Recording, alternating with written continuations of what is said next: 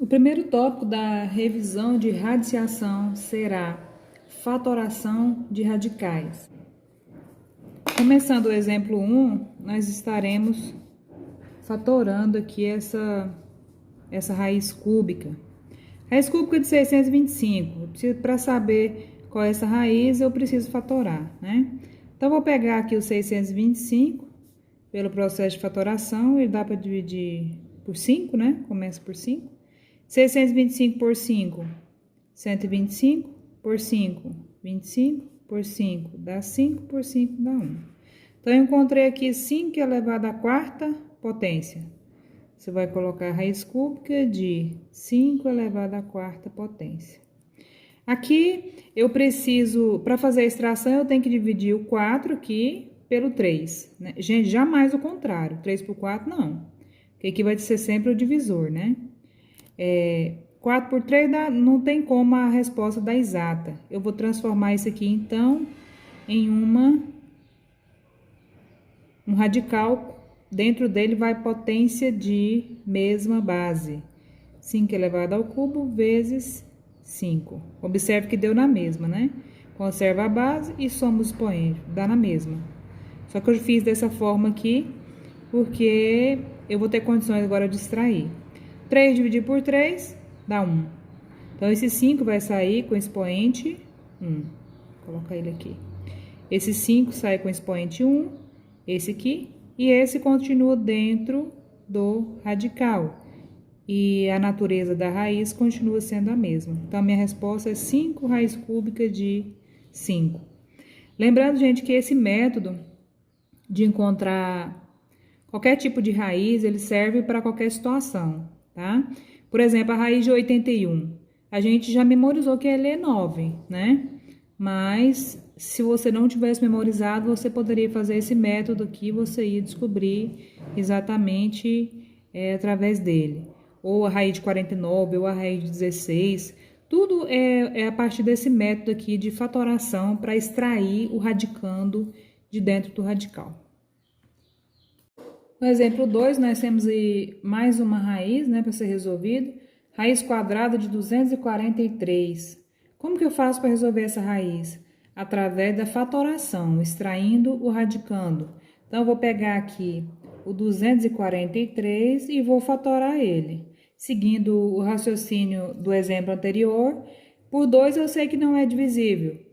Por 3, ele é divisível sim. Olha, 2 mais 4, 6. 6 mais 3, 9. A soma dos logaritmos deu um número divisível por 3, que é 9, né? 9 é divisível por 3. Então, significa que esse também é. Vai dar 81, viu? Eu já até fiz.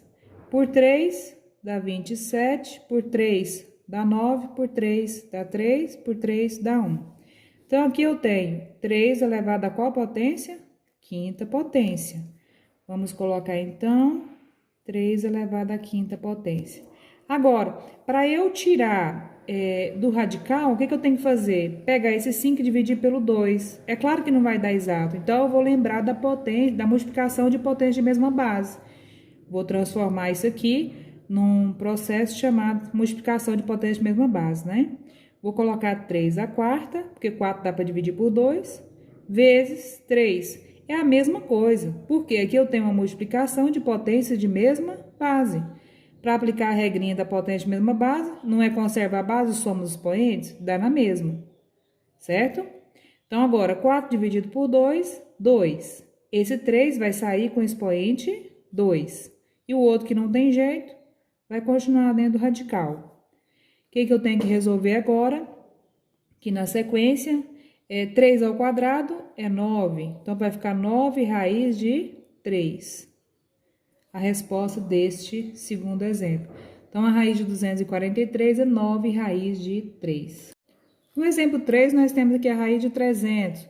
Como que eu vou descobrir qual é a raiz de 300? Eu vou fatorar o 300 por 2, começando 2, né? Dá 150, por 2, 75, por 3, 25, por 5, dá 5, por 5, dá 1. Então, aqui eu encontrei 2 ao quadrado vezes 3 vezes 5 ao quadrado, certo? Vou repetir aqui. Raiz de 300 é a mesma coisa que 2 ao quadrado vezes 3 vezes 5 ao quadrado. Quem é que sai do radical? Aqui, esse 2 e o 5, porque 2 por 2 dá 1. Então, vai ficar 2. O 5 também sai, mas tem um sinal de multiplicação, não se esqueça. 5 ao quadrado vai dar 2 dividido por 2 dá 1, ele sai com o expoente 1. E dentro do radical fica somente o 3. Então, 2 vezes 5, 10 raiz de 3. Eu posso afirmar que a raiz de 300 é exatamente igual a 10 raiz de 3. Mais um exemplo aí para nós concluirmos essa atividade envolvendo fatoração de radicais. Nós fizemos agora há pouco o 243, né? A fatoração, a raiz de 243 e a raiz de 300. Agora, vamos considerar que A é igual a 243 e B é igual a 300. Encontre A mais B. Eu arrumei aqui uma representação para essa raiz de 243 e aqui uma representação para a raiz de 300. Então, o exercício me pediu A mais B. Voltando lá atrás, você vai verificar que a raiz de 243, que representa o A, é exatamente 9 raiz de 3.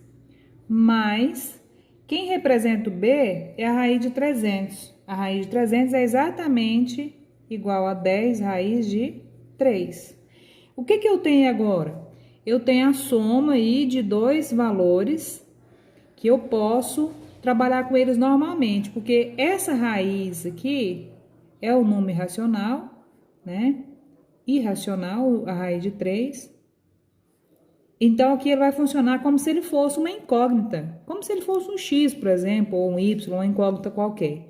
O que você vai fazer? Se eu tenho, por exemplo, 2x mais 3x, vai ficar quanto? 5x.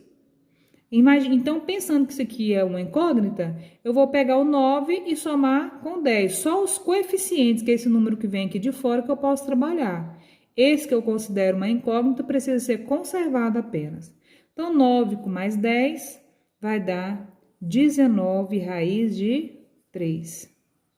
Então, eu posso concluir que o meu A somado com o meu B vai ser exatamente igual a 19 raiz de 3.